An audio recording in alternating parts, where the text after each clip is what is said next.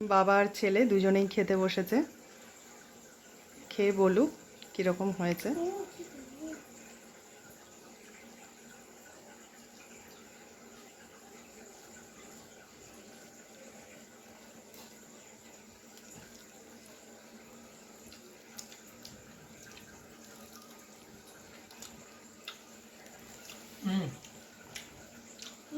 দারুণ হয়েছে। যারা শুটকি মাছের গন্ধ অতটা পছন্দ করে না বা কোনোদিনও শুটকি মাছ খায় না ওগুলো গন্ধর কারণে, তারা একবার এই রেসিপিটা ট্রাই করতে পারে। মানে সেই উগ্র গন্ধটা লাগছে না। তবে শুটকি মাছের রেসিপিটা একটু ঝালঝালি ভালো লাগে। আজকে ঝালটা মানে যেরকম আমরা ঝাল পছন্দ করি একদম পারফেক্ট ঝাল হয়েছে। মানে পকোড়াটা একদম পারফেক্ট হয়েছে, কালারও যেরকম আসছে একদম পারফেক্ট কালার সেরকম। এই যে দেখুন বন্ধুরা, ভেঙেও দেখাচ্ছি আপনাদের আমি, একদম পারফেক্ট হয়েছে। ছেলেও দেখাচ্ছে, খুবই সুস্বাদু হয়েছে বন্ধুরা। আপনারা অবশ্যই একবার বাড়িতে ট্রাই করবেন। আশা করি যারা কখনো শুটকি মাছ খায়নি তারাও এটা খাবে।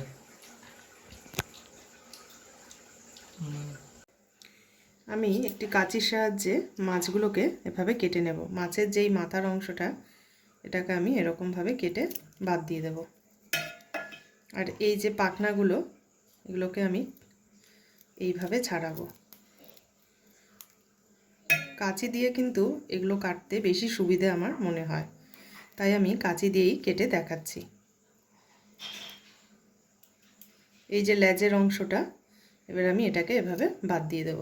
দিয়ে এই যে মাছটা ঠিক মিডিলে আমি এরকমভাবে দু টুকরো করে নেব। আরেকটি আমি কেটে দেখাচ্ছি।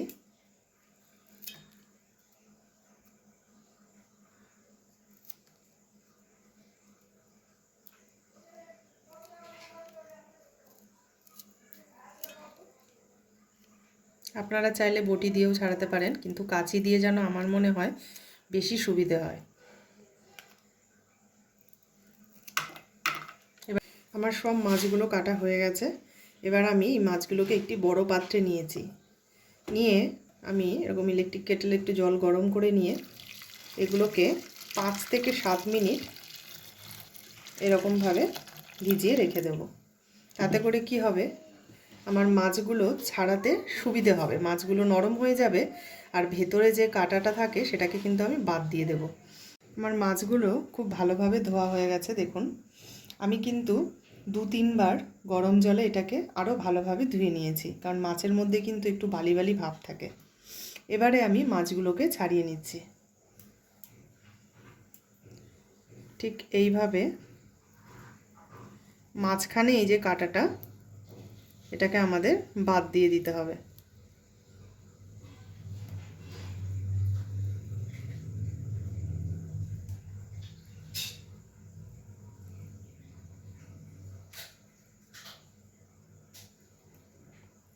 দিয়ে এই ফ্রেশ মাছটাকে এবার আমি রেখে দিচ্ছি।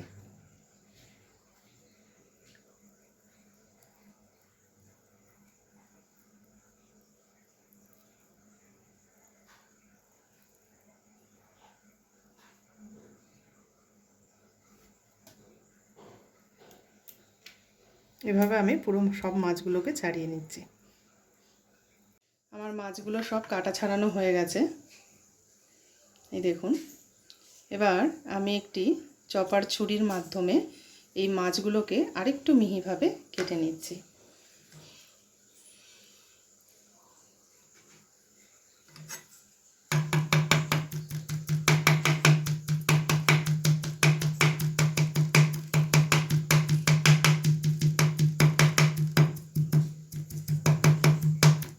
ঠিক এইভাবে একটু মিহিভাবে কেটে নিতে হবে,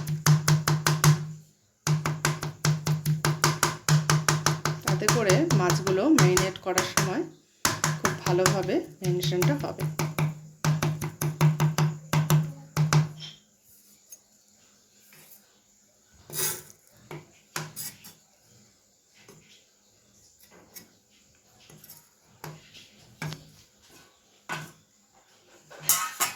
এবার এগুলো তুলে নিচ্ছি।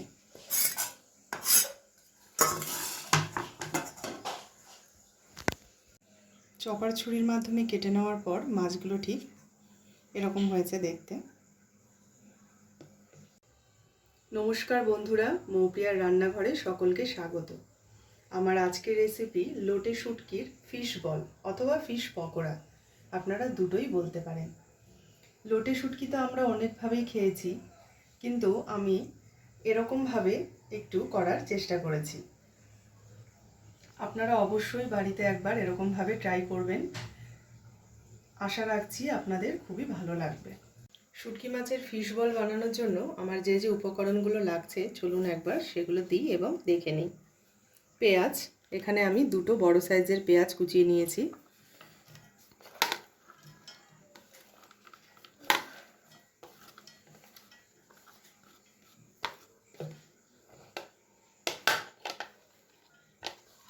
একশো গ্রাম ওজনের একটি ক্যাপসিকাম আমি এখানে কুচিয়ে রেখেছি, সেটা এবার দিয়ে নেব।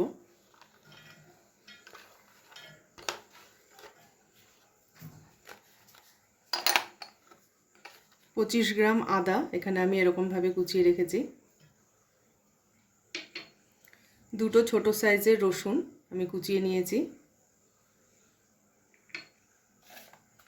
একটি মিডিয়াম সাইজের টমেটো আমি কুচিয়ে রেখেছি। আর লাগছে লঙ্কা কুচি, এটা আপনারা আপনাদের স্বাদ মতো দেবেন। এখানে আমি 10টার মতো কাঁচা লঙ্কা নিয়েছি, যেহেতু শুটকি মাছে কিন্তু একটু ঝাল ঝাল হলেই ভালো লাগে খেতে।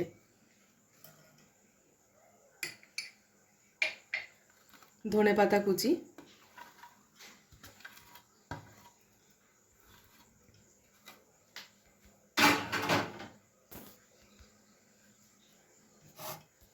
হাতের সাহায্যে এবার এটিকে খুব ভালোভাবে মেখে নিতে হবে, এভাবে চটকে চটকে।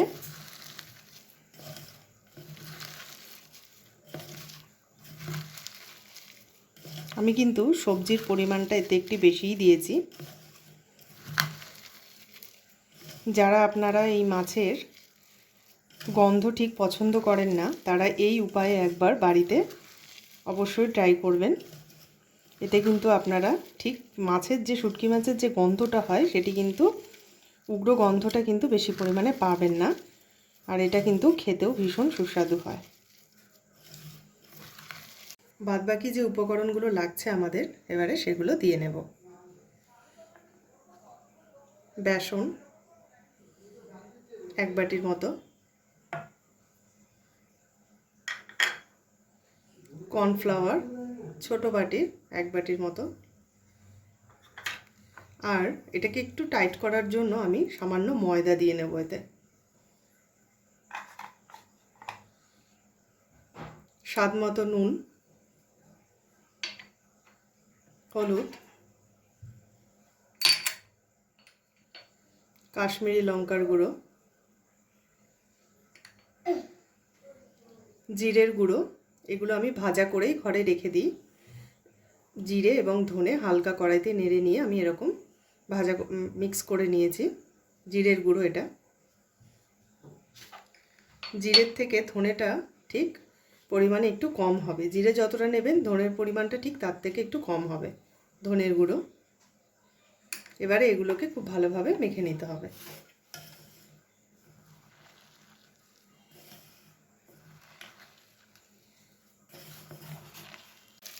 ঠিক এরকম চেপে চেপে কিন্তু এটাকে খুব ভালোভাবে মেখে নিতে হবে। মাখার সময় যেন খুব সুন্দর একটা গন্ধ বেরিয়েছে। এটা কিন্তু আপনারা অবশ্যই বাড়িতে একবার ট্রাই করে দেখবেন। এই দেখুন ঠিক এরকম হবে। এই দেখুন এরকম একটি বলের সাইজ কিন্তু এখন দিয়ে নেওয়া যাচ্ছে, তাহলে বুঝবেন যে পরিমাণগুলো কিন্তু সব একদম ঠিকঠাকই আছে। আমি এটাকে এবার মেখে এটাকে খানিকক্ষণের জন্য রেখে দেব। প্রায় 15 থেকে 20 মিনিটের জন্য এটাকে আমি মেখে রাখবো ঢাকা দিয়ে। আমার 15 মিনিট হয়ে গেছে। এবার আমি তেল গরম করে নিয়েছি, আর ছোট্ট ছোট্ট বলের আকৃতি করে এই ফিশ বলগুলোকে ভেজে নেব।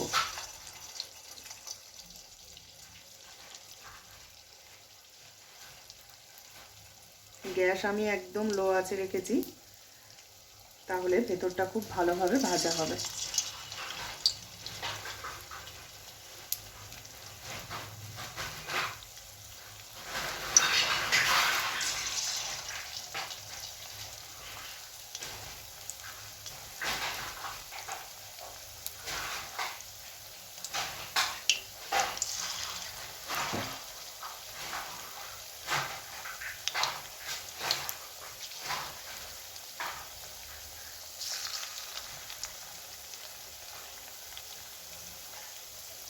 দেখুন বন্ধুরা, আমার এগুলো খুব ভালো মতো ভাজা হয়ে গেছে। এবার আমি এগুলোকে তুলে নিচ্ছি।